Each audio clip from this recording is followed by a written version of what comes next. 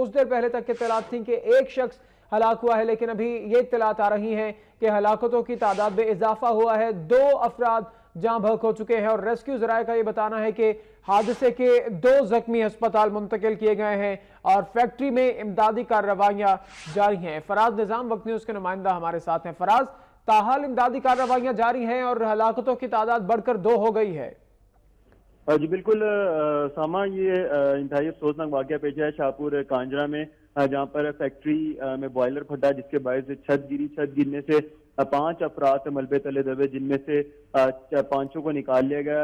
अभी तक की जो इतलात हैं उसके मुताबिक 3 हलाकतें हो चुकी हैं और तीनों की जो डेड बॉडीज हैं वो अस्पताल मुंतकिल कर दी, जबकि जो 2 जख्मी निकाले गए हैं उनको भी तीनों इमदाद के लिए अस्पताल मुंतकिल कर दिया गया। दोनों जो जख्मी हैं उनकी हालत जो है काफी हद तक खतरे से बाहर बताई जा रही है, लेकिन जो पुलिस का कहना है उसकी जानिब से बताया जा रहा है कि हलाकतों की जो तादाद है वो 3 तक पहुंच चुकी है। जी शुक्रिया आपका फराज निजाम तफसीलात के लिए।